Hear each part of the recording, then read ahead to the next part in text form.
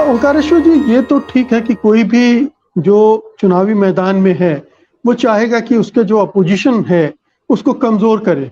ये तो लड़ाई का नियम है, आप अपने को मजबूत करें और दूसरे को कमज़ोर करें। लेकिन जिस तरह की चीज़ों का इस्तेमाल इसके लिए किया जा रहा है, वो एक दूसरी कहानी कहता है कि डेस्परेशन कुछ उस स्तर पर चला गया है, जहाँ पर सामान्य तरीकों से ये काम नहीं हो सकता है।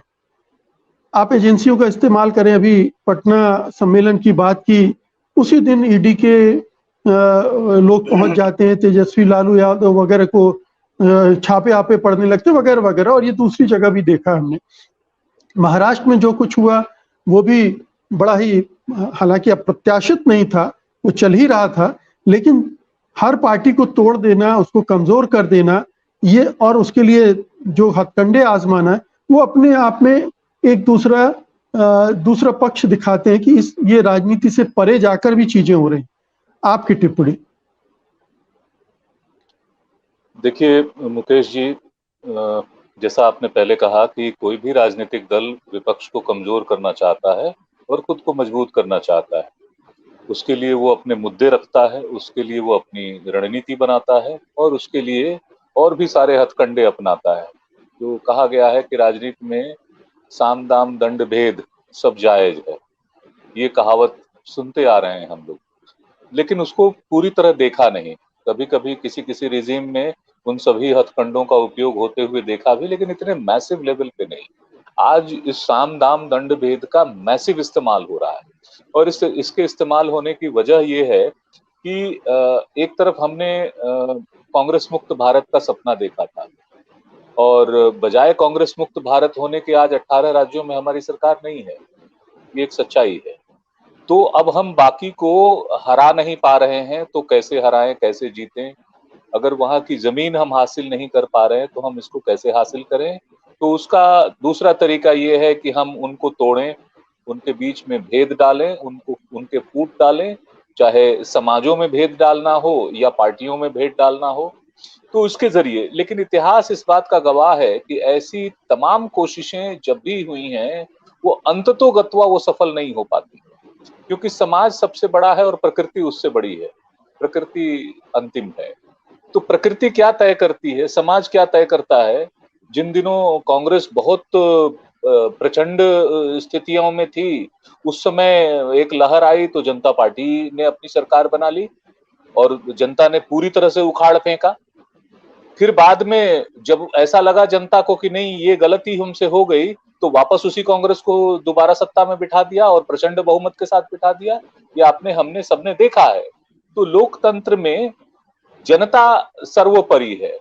फर्क क्या है तब और अब में, कि तब की जनता और अब की जनता में दिग्भ्रमित करने वाले वो तत्व नहीं थे।